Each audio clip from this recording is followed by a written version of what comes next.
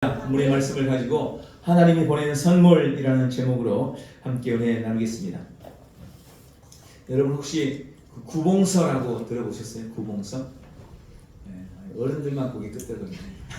구봉서 이기동? 하도 오래돼서 기억이 안 나요. 네, 그때 참 제가 어렸을 때 유명한 개그맨들, 코미디언들이었죠. 구봉서라는 분이 장로님이십니다. 이분이 이제 연예인 교회를 출석을 하고 계셨어요. 그 당시 그 담임 목사님께서 성도들과 함께 성경 공부를 인도를 하고 계셨습니다. 새로 들어온 어떤 젊은 연예인 하나가 이제 그 성경 공부에 참여를 하게 된 거예요. 근데 성경 공부를 하는 그 주 내용이 동정녀 마리아에게서 예수님이 탄생한 그런 이야기였습니다. 예수님의 탄생이 참 기묘하잖아요. 놀랍잖아요. 예수님은 남자를 통해서 탄생하신 분이 아니에요. 그래서 그분은 죄가 없으십니다. 남자의 씨를 받지 않았어요. 성령으로 말미암아 잉태가 되신 분이 예수님이십니다. 성경은 그것을 분명하게 하고 계십니다. 수없이 예언했고 그 예언이 그대로 성취된 거잖아요. 근데 이 젊은 연예인이 이걸 받아들이지 못하는 거예요. 그렇죠. 인간적으로 논리적으로 생각해 봤을 때 아니 남자하고 결혼도 안 하고 아니 남자하고 안 했는데 어떻게 얘기가 나와요? 어떻게 임신을 해요? 이건 있을 수가 없는 일이잖아요. 목사님이 이제 말씀을 그렇게 증거를 했는데 동정녀에서 탄생한 거다. 성령으로 잉태된 거다. 남자를 알지 못하는 마리아를 통해서 예수님이 오셨다. 이 말을 하니까 이 젊은 연예인이 목사님 그런 말도 안 되는 말씀 하지 마시고 예수님이 하신 좋은 일 많잖아요. 그런 얘기나 좀 해주세요. 근데 이게 안 믿어지면 다른 건 무슨 말을 해도 소용이 없는 거거든요. 근데 아무리 얘기를 해도 이 젊은 청년이 받아들이지를 않는 겁니다. 그걸 옆에서 가만히 듣고 있던 구봉서 장로가 너무 기가 막히고 이게 젊은 사람이 목사님 말도 안 듣고 안 믿고 이러니까 하도 답답하니까 그 청년을 향해서 그렇게 말해요. 아니 사람아, 아니 신랑도 믿었는데 아니 왜 네가 안 믿어? 신랑도 믿었는데 네가 뭔데 안 믿어? 이렇게 큰 소리를 냈다는 그런 우스갯소리가 있습니다. 요즘에는요 동정녀 탄생이 가능하답니다. 의학이 하도 발달해가지고 이제 그게 의학적으로 이게 충분히 가능한 일이구나 이렇게까지 밝혀졌다 그래요. 뭐 그걸 제가 구체적으로 알려드릴 수가 없어요. 왜냐하면 제가 과학자도 아니고 의사도 아니니까. 관심 있는 분들 한번 이렇게 찾아보면 아마 어렵지 않게 그걸 발견할 수 있을 겁니다. 아시아 최고 각부였던 이가성이라는 회장이 있습니다. 이 사람은 우리나라 사람 아니고 홍콩의 각부입니다. 개인 재산만 10조였다고요. 오래된 얘기니까 상당히 많은 거죠. 근데 이 사람에 대한 여러 가지 그 유명한 점들이 있는데 첫 번째는 이 사람은 세탁소 점원으로부터 시작을 했어요. 세탁소 점원이었던 사람이 이런 엄청난 부를 누린 겁니다. 두 번째는 언제나 그 사람은 일평생 그랬대요. 구두를 신는데 5만 원 이상 된 구두를 신어본 적이 없답니다. 늘 그렇게 검소한 삶을 살았다는 거예요. 그리고 비행기도 그런 걸 안 타봤대요. 비즈니스석을. 늘 이코노미. 네. 비행기 타셔보신 분들은 알잖아요. 정말 힘들어요. 근데 이 갑부가 늘 이코노미만 타고 다녔다는 거예요. 그리고 세 번째는 그 엄청난 기부를 했다는 것입니다. 장학금만 매년 3천억 이상을 기부했던 사람이라고 합니다. 그의 운전기사와 관련된 이야기가 있습니다. 이가성 회장이 이제 운전기사가 30년을 근속을 하고 퇴직을 하게 됐어요. 그래서 이가성 회장이 얼마나 감사해요. 고마워요. 그래서 그에게 3억 정도 되는 3억 6천만 원 정도 되는 은퇴금을 준 거예요.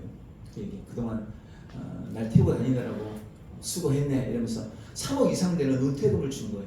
근데 놀랍게도 이 운전기사가 회장님 괜찮습니다. 저는 회장님 때문에 그동안 너무 많은 은혜를 받아서 그 돈 받지 않아도 됩니다. 거절을 하더라는 거예요. 그러면서 말하기를 저도 회장님 덕분에 충분한 돈을 벌었습니다. 아니 도대체 얼마를 벌었는데 물어봤더니 36억을 벌었답니다. 아니 운전기사가 어떻게 36억을 벌어요? 놀랄 일이잖아요. 어떻게 된 일인가 물어봤더니 이 운전기사가 이가성 회장을 태우고 다니면서 뒤에서 이가성 회장이 전화하는 소리를 늘 눈여겨 들은 거예요. 눈여겨 귀를 담아 들었던 거예요. 그리고 서로 이야기하는 거 있잖아요. 어디다 투자를 해야 된다. 땅은 어느 쪽에 사야 된다.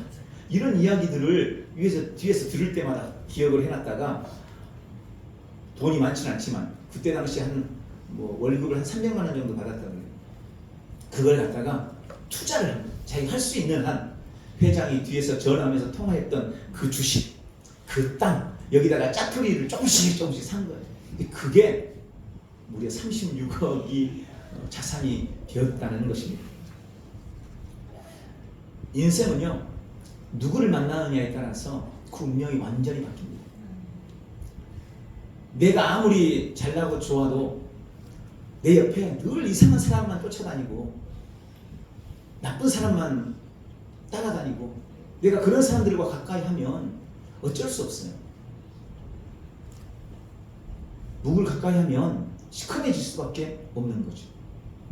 근데 내 옆에 늘 긍정적이고 뭔가 하나님의 은혜가 따라다니는 사람, 그런 사람들과 함께하면 반드시 그도 복을 함께 누리게 되어 있는 것입니다. 그래서 이가성 회장이 한 유명한 말이 있답니다. 파리의 뒤를 따라다니면 파리 엥 하는 파리 있잖아요. 파리의 뒤를 쫓아다니면 늘 화장실 주변만 맴돌게 되고 꿀벌의 뒤를 따라다니면 늘 꽃밭을 맴돌게 된다. 아주 유명한 말이 있어요. 여러분은 파리를 쫓아다닐 겁니까? 꿀벌을 쫓아다닐 겁니까? 오늘은 성탄절입니다. 하나님이 우리 인생을 구원하시려고 아기 예수님을 이 땅에 보내주신 날입니다. 예수님을 만나는 사람, 그 사람은 운명을 바꾸게 되어집니다. 예수님은 우리 운명을 바꾸시려고 지옥과 저주로 멸망당할 우리 운명을 바꿔주시려고 이 땅에 아기 예수님을 보내주셨습니다. 누구를 막론하고 예수님을 만난 사람은 지옥에서 천국으로, 영벌에서 영생으로, 마귀의 자녀에서 하나님의 자녀로 변화되는 은혜를 누리게 되어 있습니다. 오늘 이 땅에 오신 주님을 기뻐하며 감사하기 위해서 모인 이 자리에 우리 주님이 함께 하시고 우리를 통해 영광 받아주실 줄 믿습니다. 오늘 본문은 예수님이 탄생하셨을 당시에 있었던 기록입니다. 이 말씀을 통해서 주님이 우리에게 주시는 몇 가지 약속들을 찾고 함께 은혜를 나누는 귀한 시간 되시기를 축복합니다. 오늘 본문에 보니까 예수님은 큰 기쁨의 좋은 소식이라고 말씀하십니다. 저는 이것이 하나님께서 우리에게 베푸신 큰 선물이다, 이렇게 묵상을 합니다. 지금으로부터 약 2000년 전 유대 땅 캄캄한 밤 하늘에 천군 천사들이 나타났습니다. 찬란한 광채가 비추고 근처에서 양을 치고 있던 목자들이 그 광경을 보게 됩니다. 양치기, 어제도 말씀드렸잖아요. 당시 양치기는요 집에 못 가요. 한동안 양들을 데리고 목초지를 찾아 이곳에서 며칠을 묵으면서 양들이 거기 풀을 다 뜯을 때까지 거기에 머무르는 거예요. 그리고 다 먹으면 또 다시 그 양떼를 이끌고 또 목초지를 찾아 떠나고, 그래서 주인들이 그렇게 하는 법이 별로 없습니다. 다 목동들을 고용을 해서 그 사람들이 양을 치게 한 거예요. 그러니까 당시 이 목자들은 매우 천한 직업이었다 그래요. 근데 그 목자들이 들판에서 양을 치고 있는데 하늘에 광채가 비치는 것을 보게 된 거예요. 무슨 일인가 놀라서 갔는데 천사들이 나타나서 찬송하는 것을 듣게 되는 것입니다. 오늘 본문에 보니까 천사들이 그 목자들을 보고 그렇게 말씀하죠. 무서워 말라. 보라, 내가 온 백성에게 미칠 큰 기쁨의 좋은 소식을 너희에게 전하노라. 큰 기쁨의 좋은 소식. 계속해서 그렇게 말씀합니다. 오늘날 다윗의 동네에 너희를 위하여 구주가 나셨으니 곧 그리스도 주시니라. 너희가 가서 강보에 쌓여 구유에 누인 아기를 보리니 이것이 표적이다. 여러분, 아기가 태어났어요. 아무리 우리가 별 볼 일 없고 초라하다고 가난하다고 아기를 구유에 누이겠습니까? 여러분, 구유가 뭔지 아시죠? 말 먹이를 주는 여물통, 소 밥을 주는 밥통, 소밥통이 여물. 저도 시골에서 컸기 때문에 그거 너무 잘 알아요. 아무리 구유를 깨끗하게 해도 거기는 늘 지저분하고 더러운 것이 덕지덕지 묻어있어요. 거기에 아이를 뉘어요? 상상할 수 없는 일이죠. 그게 표징이라는 겁니다. 누구도 그렇게 하지 않기 때문에 그게 표징이 될 수 있는 겁니다. 예수님은요, 태어나서 가장 먼저 누우신 곳이 말구유였어요. 그게 표징이 될 것이다. 그가 바로 너에게 전할 큰 기쁨의 좋은 소식이다. 천사들이 이 소리를 듣게 된 겁니다. 그러더니 호련히 허란 하늘의 천군 천사들이 하나님을 찬송하기 시작했습니다. 뭐라고 찬송합니까? 지극히 높은 곳에서는 하나님께 영광이요, 땅에서는 기뻐하심을 입은 사람들 중에 평화로다. 이 신기하고 놀라운 광경을 목격한 이 목자들은 서둘러서 천사들이 말한 베들레헴으로 쫓아갑니다. 그리고 베들레헴 이곳저곳을 뒤지는 거예요. 마국간들을 막 찾아가보는 겁니다. 왜? 구유에 누워있는 아기를 찾아야 되니까.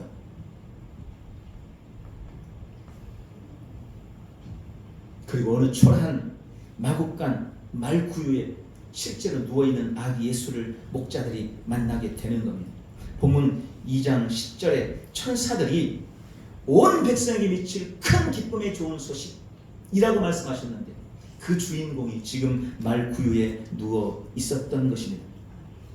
예수님의 탄생이 온 백성에게 미칠 큰 기쁨의 좋은 소식이라고 말합니다.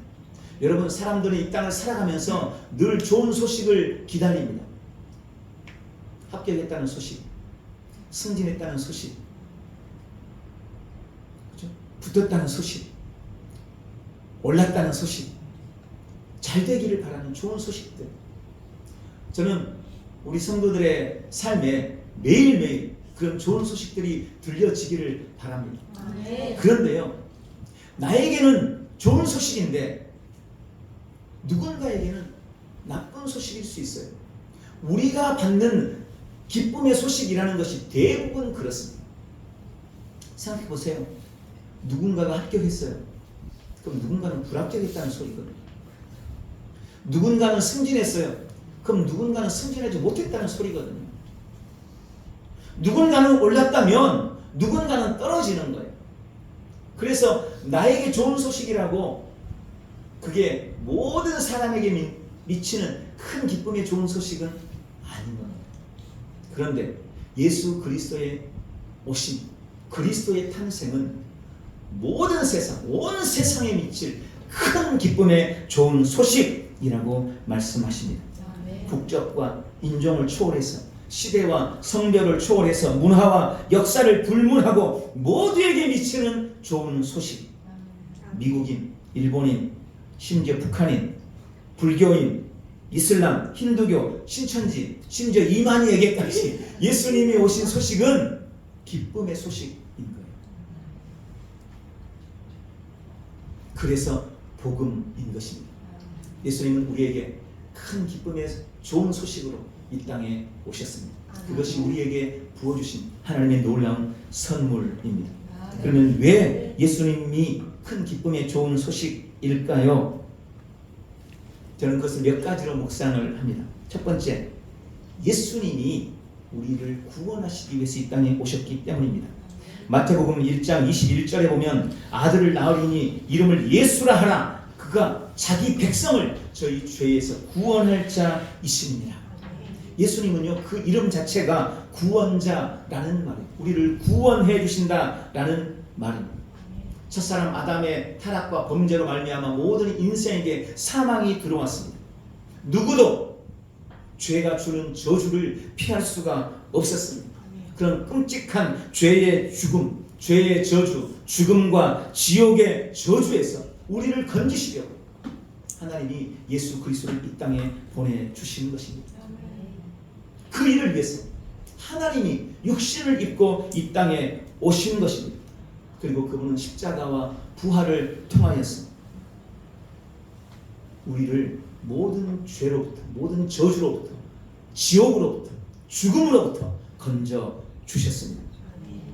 성경에 보면 예수님이 구원자이심을 여러 가지로 표현합니다. 창세기 19장에 보면 우리를 멸망으로부터 구원하시는 분, 사무엘 하 4장에 보면 모든 환난에서 구원하시는 분, 마태복음 1장 오늘 말씀드린 이 예수님의 이름의 의미에서도 우리를 죄 가운데 죄의 저주로부터 구원하시는 분, 요한복음 5장에는 질병 가운데서 구원하시고 히브리서 2장에는 사탄의 세력으로부터 우리를 구원하시는 분, 각가지 우리 인생의 절망과 고통으로부터 우리를 구원하시려고 예수님이 오신 겁니다. 나를 구원하시려고 오신 분. 그래서 예수님은 우리에게 기쁨의 소식이 되는 것입니다. 두 번째, 예수님은 임마누엘로 이 땅에 오셨기 때문입니다. 여러분, 임마누엘이라는 말은 하나님이 우리와 함께 하신다라는 그런 의미입니다. 마태복음 1장 23절에 보라, 처녀가 잉태하여 아들을 낳을 것이요 그 이름을 임마누엘이라 하리라. 예수님은 이름이 두 개예요. 천사가 직접 거명한 두 가지. 첫 번째는 예수. 아까 말씀드렸죠. 예수라 하라. 그리고 말씀하기를 그는 임마누엘이다. 임마누엘. 하나님이 우리와 함께 하신다. 그러니까 예수님은 애초에 오실 때부터 인간으로 오신 게 아니에요. 하나님이 육신을 입은 겁니다. 하나님이 우리와 함께 하시기 위해서 이 땅에 오신 거예요. 이사야서 7장 14절도 그렇게 말씀합니다. 보라, 처녀가 잉태하여 아들을 낳을 것이요 그 이름을 임마누엘이라 하리라. 이 예언이 그대로 이루어진 겁니다. 하나님이 우리와 함께 하시면 어떤 일이 벌어집니까? 창세기 26장 3절, 하나님이 우리와 함께 할 때 우리에게 복이 임합니다. 창세기 48장 2절에 하나님이 우리와 함께 할 때 그분이 우리의 길을 인도해 주십니다. 민수기 14장 9절에 두려움과 모든 공포가 떠나가고, 신명기 2장 7절에 우리가 만족스러운 삶을 살게 될 것이며, 사무엘 하 18장 14절에 그분은 우리를 강하게 하고, 열왕기하 18장 7절 우리를 형통하게 하시며, 이사야 57장 15절 우리의 영을 소생케 하고, 데살로니가 후서 3장 16절 그가 우리에게 평강을 주신다 라고 말씀하십니다. 여러분, 왜 인생이 힘들고 고달플까요? 하나님 없이 살기 때문입니다. 하나님 없는 인생은 고통과 금이 계속될 수밖에 없어요. 그런데 주님의 소망은 단순히 임마누엘로 끝나지 않았습니다.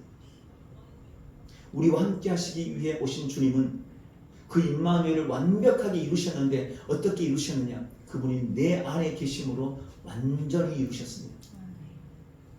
이제 그리스도는 내 안에 거하십니다. 우리는 주님을 모시고 사는 사람입니다. 내 안에 그리스도의 임재가 가득한 줄 믿습니다.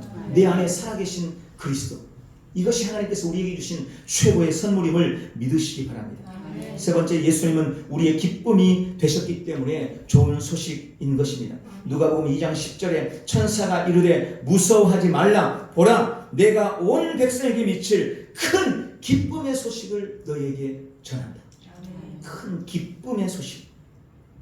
구약의 다윗은 슬픔과 절망 속에 사는 인생에게 기쁨을 누리는 비결을 시편을 통해서 그렇게 밝혔습니다. 시편 16편 11절, 주께서 생명의 길로 너에게 보이시리니 주의 앞에는 기쁨이 충만하고 주님의 우편에는 영원한 즐거움이 있나이다. 여기 보면 주님의 앞에도 기쁨이 있고 주님의 우편에도 즐거움이 있다. 주님은 늘 우리의 삶에 기쁨과 즐거움을 주시는 분이십니다. 때때로 인생의 환난과 문제가 찾아와도 우리는 이 기쁨을 빼앗기지 않아요. 우리는 언제나 평강을 누리고 주님이 주시는 즐거움을 누릴 수 있는 존재임을 믿으시기를 바랍니다.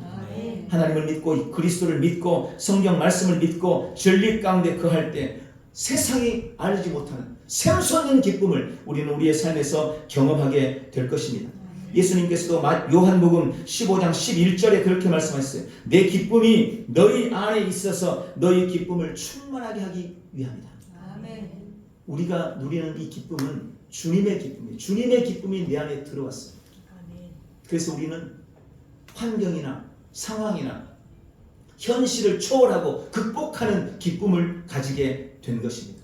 오늘도 그 기쁨이 넘치기를 주님의 이름으로 축원합니다. 네 번째, 예수님이 참 평화를 주셨기 때문에 그분이 큰 기쁨의 소식이 된 겁니다. 오늘 2장 14절에도 지극히 높은 곳에서는 하나님께 영광이요 땅에서는 기뻐하심을 입은 사람들 중에 평화로다. 이사야서 9장 6절에 이사야가 예수님에 대해서 예언할 때 그분의 이름을 평강의 왕이다 라고 말씀합니다. 예수님은요 그 자체로 평강이세요. 요한복음 14장 27절에 너희에게 평안을 주노라 라고 말씀하시면서 거기에 덧붙이시는 말씀이 있죠. 이 평안은 세상이 주는 것과 같지 않다. 세상이 알 수도 없고 세상이 줄 수도 없는 놀라운 평안을 너희에게 주노라. 주님 우리 안에 세상이 줄 수 없는 평안, 이게 무슨 말일까요? 현실을 초월하는 평안, 어떤 상황에서도 누릴 수 있는 평안, 거친 풍랑이 휘몰아쳐도 깊은 바다처럼 잔잔한 그런 평강을 우리 주님께서 우리에게 주신 줄 믿으시기 바랍니다. 다섯 번째로 예수님은 우리에게 부요함을 주셨기 때문에 큰 기쁨의 좋은 소식이라고 말씀합니다.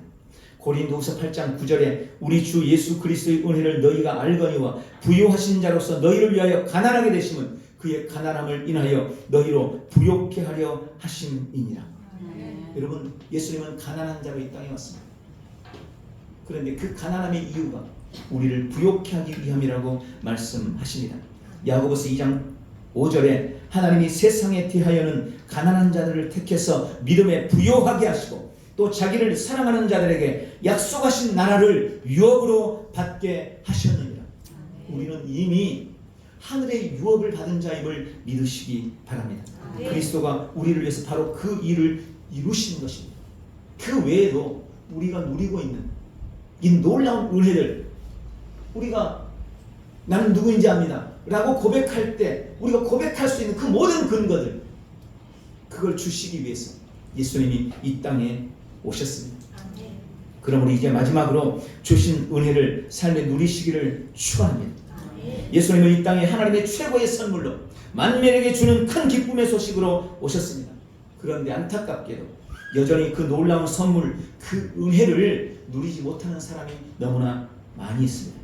우리는 어떻게 예수님이 이 땅에 오셔서 우리에게 주신 이 놀라운 은혜를 누릴 수 있을까요? 성경은 아주 명백하게 말씀합니다. 먼저 누구나 예수님을 믿어 영접함으로 그 은혜를 누릴 수 있다고 말씀합니다. 요한복음 1장 12절에 영접하는 자, 곧 그 이름을 믿는 자들에게는 하나님의 자녀가 되는 권세를 주셨으니. 여러분, 요즘에 제가 마음속에 자꾸 꽂히는 게 있어요. 개가 새끼를 낳으면 뭘 낳죠?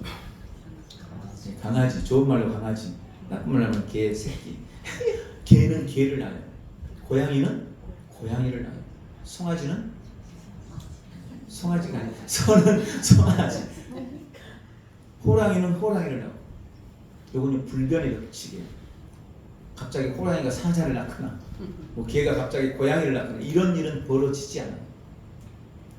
그런데 오늘 여기 놀라운 이 말씀, 영접하는 자, 곧 그 이름을 믿는 자들에게는 하나님의 자녀가 되는 권세를 주신다. 하나님은 뭘 낳아요? 하나님을 낳으시겠죠. 우리가 하나님의 자녀라는 말의 의미가 뭔지를 알아야 돼요. 많은 사람들이 너무 우리가 가진 믿음에 대해서 과소평가합니다. 여러분, 우리는 하나님의 자녀예요. 하나님의 자녀라니까요. 개는 개를 낳고 하나님은 하나님을 낳아요. 그래서 성경에는 감히 그렇게 말씀하세요. 시편에 저들은 신들이라.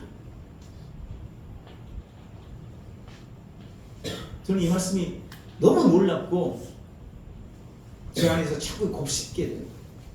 내가 어떤 존재인지 아시기 바랍니다. 오늘 주님이 우리에게 주시기 위해서 이 땅에 오셔서 우리에게 주시려고 했던 그 모든 은혜를 누리는 비결이 뭐냐? 예수님을 영접하는 것, 그 이름을 믿는 겁니다. 그때 어떤 변화가 일어납니까? 하나님의 자녀되는 신분으로 우리의 신분이 바뀌고 변화되는 것입니다. 그럴 때 그 모든 은혜들을 우리의 삶에 실제로 누리게 됩니다. 요한계시록 3장 20절, 볼지어다 내가 문 밖에 서서 두드리노니 누구든지 내 음성을 듣고 문을 열면 내가 그에게로 들어가 그로 더불어 먹고 그는 나와 더불어 먹으리라. 주님은 지금도 마음의 문을 열고 예수 그리스도를 영접할 사람을 찾고 계십니다. 우리 가정이, 우리 자녀가, 내 이웃이, 내가 사랑하는 그 사람, 내가 좋아하는 그 친구가 다 이런 은혜를 누리게 되기를 예수님의 이름으로 축복합니다. 또한 우리는 이미 믿고 있는 우리는 그 은혜를 우리의 삶에서 주장하고 그것이 이미 내 안에 있음을 깊이 인식해야 합니다. 제가 종종 그런 말씀 드리잖아요. 자식을 어렵게 키운 어머니가 이 자식이 너무 잘 됐어요. 잘 돼도 너무 잘 됐어요. 의사가 돼가지고 한국에 있었으면 좋았을 텐데 미국으로 떠나요. 너무 잘 돼가지고 혼자 키운 그 어머니는 시골에서 힘들게 살아요. 이 자식이 그 어머니를 생각하지 않겠어요? 그래서 그 어머니에게 엄청난 거금을 보냈어요. 편안하게 사시라. 근데 얼마 후에 그 어머니가 죽었다는 소식이 들려온 겁니다. 무슨 일인가 기가 막혀서 찾아갔는데 그 어머니가 싸늘한 방에서 동상, 겨울에 얼어서 죽은 거예요. 아들이 얼마나 기가 막히겠어요. 근데 더 기가 막힌 걸 보게 됩니다. 봤더니 자기가 보낸 거액의 수표를 문풍지로 쓰고 있더라는 게. 어머니는 자기가 받은 게 뭔지를 몰랐던 거예요. 아들이 보낸 거액의 수표를, 그 가치를 모르는 거예요. 그게 돈이라는 걸 모르는 거예요. 여러분, 너무나 많은 그리스도인들이 실제로 그런 삶을 살고 있는 것 아십니까? 하나님은 아들을 아끼지 않고 우리에게 주시면서 아들을 통해서 온갖 은혜들을 우리 안에 허락해 주셨는데 정작 그 모든 것들을 받은 우리는 그것이 뭔지도 몰라서 누리지를 못하는 것. 그런 불행한 성도들이 얼마나 많은지 모릅니다. 그래서 우리는 우리 안에 무엇이 있는지, 내가 그리스도를 믿음으로 내가 어떻게 변화되었는지 이 사실을 깊이 인식해야 돼요. 그래서 늘 이걸 고백하자는 거예요. 나는 영생을 받았습니다. 나에게는 신성한 건강이 있습니다. 나는 부유하고 번영하고 형통합니다. 나는 승리자입니다. 나는 세상을 이기는 믿음을 가지고 있습니다. 나는 하늘의 신인권자입니다. 하늘의 유업을 가지고 있습니다. 나에게는 지혜의 영, 재능의 영, 탁월한 영, 성령님께서 함께하고 계십니다. 이 사실을 내가 인식할 때 비로소 그 은혜를 삶에 누릴 수가 있는 겁니다. 내 안에 있는지도 모르는데 그걸 어떻게 누리겠어요? 그래서 그 놀라운 은혜, 주님이 우리에게 주신 이 기쁨의 선물을 우리의 삶에 누리는 비결은 그것을 내가 깊이 인식하고 날마다 그것을 주장하는 것입니다. 내가 누구인지를 고백하고